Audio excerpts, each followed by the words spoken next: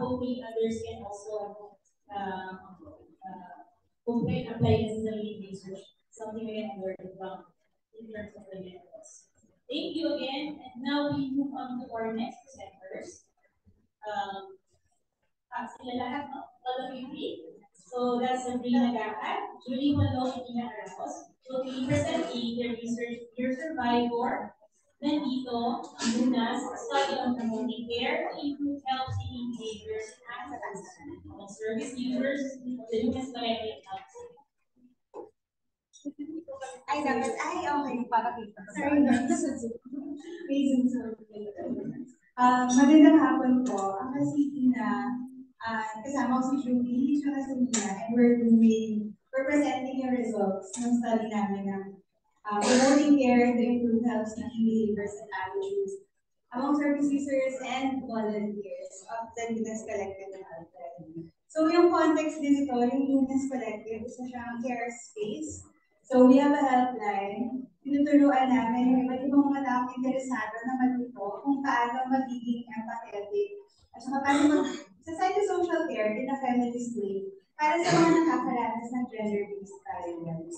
Tapos, we've been discovering through the research din, and through the last 3 years, 3 years old lang din po pala kami, na yung intersection kasi ng pagiging survivor or victim at yung pagiging volunteer ng Lunas Collective, medyo intimate pala. So very exciting for us yung study.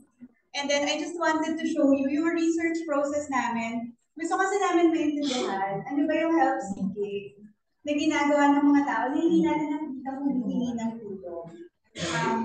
Tapos, gusto rin namin ma-highlight yung effectiveness ng psychosocial care. Aamin na po kami dito, medyo self-serving siya. Kasi tungkol siya sa trabaho namin. But we do believe and we wanted to have an honest look at and an academic look at ano yung quality ng work na ginagawa namin. So this is really a conversation with our data. So yung helpline data po namin na kinokollect namin from the last 3 years and also conversation with our volunteers. Gusto namin maintindihan ano yung diversity ng health-seeking behaviors, ano yung kinalaman ng promotion ng messages of care to encourage people to seek help, ano yung effect ng pagiging bahagi ng isang kolektiba sa isang survivor or sa isang tao na maaaring hanggang sa kasalukuyan nakakaranas ng gender-based violence. And syempre, parang paano rin ito nakaka-apekto dun sa mas malawak na diskurso ng gender-based violence sa ating lipunan. So yung method po namin is mixed. Kung ano kami sa data namin ng across 3 years, just to look at ano yung mga lumalabas na highlights from the people that have used our service.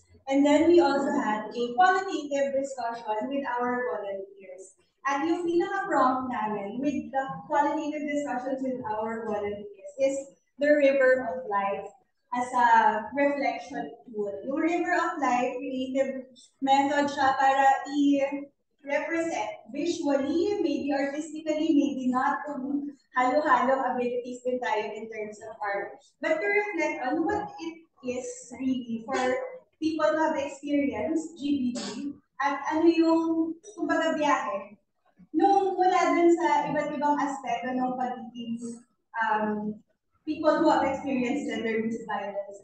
Kabahagi rin, of course, ng framework ng Lunas Collective Feminist Care. So yung pagtingin doon, at intersectionality again. So yung pagtingin doon sa unique vulnerabilities na naranasan ng mga tao dahil sa iba't ibang social categories na bumubuo ng unique experiences of pain, but also unique experiences of joy and maybe some level of power. So ito turn over ko na po kayo kay Julie and Nina for our results.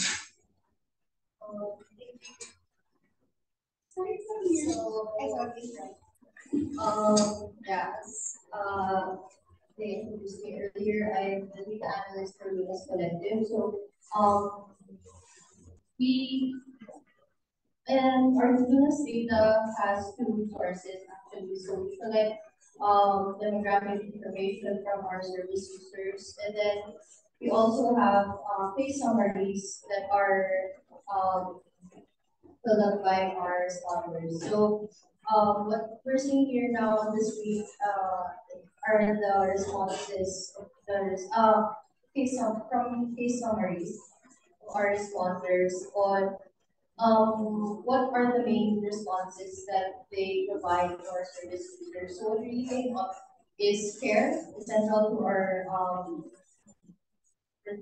volunteers' responses. So it's really validation and affirmation for all our service users. So no matter what their concern is, the first thing that responders report doing is validating and affirming service users' feelings and experiences. So on help seeking naman,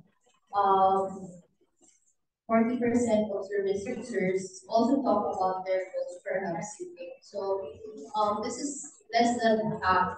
So some service users, on the other hand, they don't have specific goals when they message. So some people mention that, okay, I also want to share or share their story, voice out their feelings of stress and anxiety. So I think when it comes to health seeking, um, it's not very firm to them that that they need help. So sometimes they just want someone to listen. Our next slide. So this is the more quantitative data on health seeking behavior. So a third of service users are first-time health seekers. So majority actually have already sought help from other sources. This is actually the reverse of what they find in NEHS 2022. So NEHS reports only 30% of women who have experienced physical or sexual violence or abuse have sought help ever.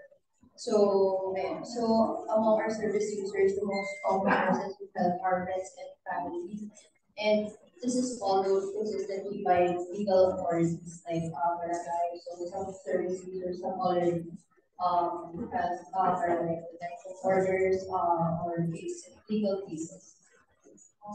So I'll turn it over to you. Thank you so much, Nina. So yung present ni Nina ay yung data namin from our service users sa Helpline.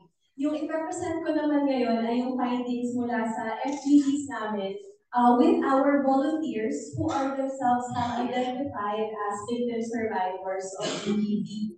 So nabanggit ni Ina kanina na very intimate at very intimately bound yung experience ng volunteers nung kanilang trauma, nung kanilang abuse, but also they're wanting to help. And sometimes the connection between healing or processing or living through the abuse and their wanting to help, yung connection sa dalawang yun, hindi always apparent sa kanila. Like, hindi always na gusto kong tumulong dahil gusto kong i-work out yung nangyari sa akin. Sa iba, ganun yung story. Yung iba naman, na-surprise sila na, ay, oo nga, parang kailangan ko din i-work out yung sarili ko habang tumutulong ako sa iba. So makikita natin dito, one of the main findings from the FGDs, from our volunteers, is yung non-linear experience ng ating victim survivors. So una, napaka-key ng River of Life as a technique to be able to talk about this experience of processing, living through, and care experience of community after having experienced gender-based violence.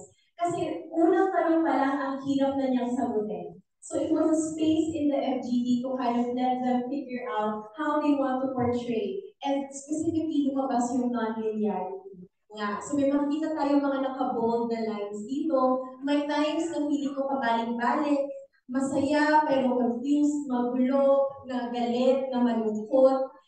Merong mga pinipressure na mag-heal. Of course, overwhelming sa legal and medical institutions yung dapat ito yung proseso para magkaroon ka ng hustisya. Pero minsan, kahit na-attain yun, ay hindi pa rin sapat para sa kanila dahil iba yung hinahanap nilang care, iba yung hinahanap nilang support. So yung iba, tinatry nilang i-untangle over a longer period of time, over various ways na diverse in terms of their navigation of, next slide po, of their, parang the communal experience nga of gender-based violence. So una, lumabas din sa FGDs yung akala nila dahil nga napaka-isolating, maraming barriers to help seeking, sa feeling nila nung simula ay nag-iisa lang sila kahit pa maraming mga statistics na lumalabas nga, kahit aral sila or hindi, parang may isolating factor talaga siya. Pero dahil sa mga realizations and experiences nila with their own collectives and with Lunas as well, na-realize nila na hindi lang sila yung nag-iisa.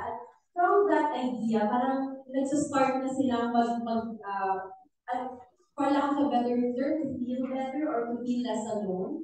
At isa pang key idea dito ay yung kwento mismo nila ng nangyari sa kanila and their journeys after it ay collective din ng nature no. At ayaw ng respondents na ma-isolate or ma-fragment into a single experience, a single moment in this non-linear map of their experiences. Ayaw nilang mawala yung collective communal nature mismo ng kwento. Buo yung kwento at magulo siya. At lastly po, dumating din yung FGD sa kung paano ba natin tinitingnan ang mga collectives. So, pino-forward natin ay, of course, there is care, there's support, there's power, and community. Pero, a lot of the responders, a lot of our volunteers ay nanggaling sa difficult communal spaces. Whether it be family, whether it be peers, whether it's women's rights organizations as well. May problema din in how these organizations come together to try to solve, perhaps in a linear way, abuse na na-experience sa mga volunteers. So may mga nagtatanong bakit may laging may kapalit or hindi handa yung mga kaibigan para kausapin sila.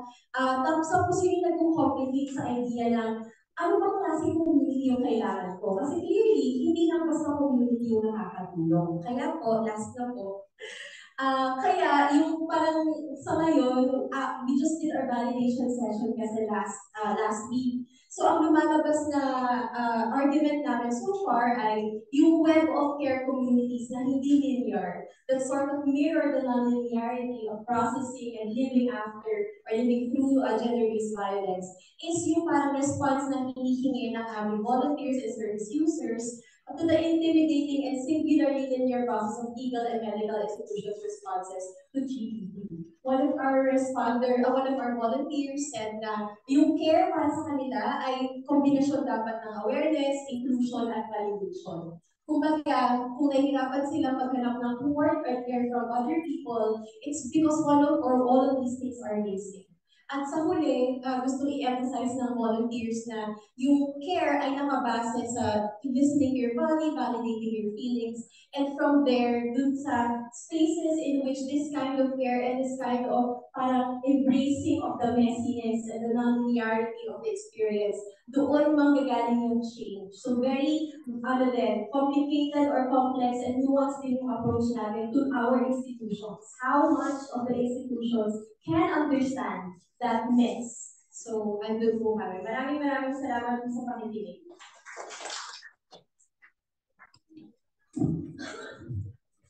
Thank you very much to our presenters, Sabrina, Julie, and Nina. We are now going to have Ms. Viola Torres, who handles the UP Center for Women's and Gender Studies, Gender Sensitive and Social Business Services to Survivors of Gender-Based Violence, to provide her reaction. Her background is in counseling, psychology, women and development, and journalism. The COVID pandemic led Ms. Viola to write and talk about happiness care for Rousey and GBV survivors in various groups. She has also been involved with the Lunas Collective. She loves the F word, that's feminist. And she is a popular aficionado, collector of ceramic pots, and a cake demo. Hello, Ms. Viola. Hi, thank you, Teacher Beth. Thank you for that research, Lunas. Okay, so, after hearing the results, what comes to mind is also, it brought me back to when we started Lunas in March 2020, and then it was already the pandemic, and Ina would call me up with a lot of questions, and I would feel now that it's so complicated how do we do this. But as usual, I feel that Lunas and Ina and her team are always fearless in braving the waters, because it's a very complicated, gender-based violence, and care for survivors is so complicated and complex. Pero Lunas, Ina never shies away from the complications. So they just go right ahead. Siguro one thing that I react to is to confirm and validate that often the biggest burden to survivors, not all the time, but all in many cases from clinical practice also is that double burden you how other people respond to them. So it's not just the violence, the acts of violence itself, but how people are able to help them or not help them. So yun yung, in the end, yun yung minsan mas mabigat na burden para sa kanila. Like, for example, from as basic as walang naniniwala, to hanggang sa kailangan nila ipaglaban kung ano yung kailangan nila, to nahahati yung community of friends, community of family, between them and the perpetrator, to hanggang sa meron naman what they all help out, they give support, pero may timing pa rin yung support, no? So, para after 1 year, okay na, friends na namin the perpetrator. So, parang ang lawak pa pala, ang dami pa pala challenges na after the initial acts of violence, and that is something. And that is why, in recent years, especially since the pandemic, yung efforts in responding to in helping survivors centers around helping people have empathy. So that's something that we, in our trainings with first responders, for example, 911 telecommunicators, radio police, with MDA enforcers, tinutulungan natin na sometimes, often, what they really want is for you to listen at the start. Kasi yung madalas, magpapanik yung mga enforcers. Sige, nasuhan na yan, ganyan. Pero, like what they said, often there's not yet a clear goal when they come to you. They just want someone to listen to them. So that's one, I can confirm that that's true. Second, yung isang reaction is, another, Lunas has jumped right into another complex matter, no? Yung, the intricacy of the relationship between the survivor and our bodies to our survivors. So, parang ano nilagyan time word, ba? Kasi syempre, iingatan mo na you don't do harm to your bodies kasi they're also survivors. But at the same time, they can help a lot, and helping helps them as well. So that's also complicated, and yun, Lunas is really great. That's all I can say. So, time na. Thank you very much, Viola, for being our presenters. With the research mo, I hope you appreciated how really sharpened our understanding of being survivors. But there's no end to learning about where they are, where they're coming from, what we can do to help them. And biglang tingin na sa mga ibang trabaho sa particularly nasa advocacy or na service provider. Pero tama sa lahat.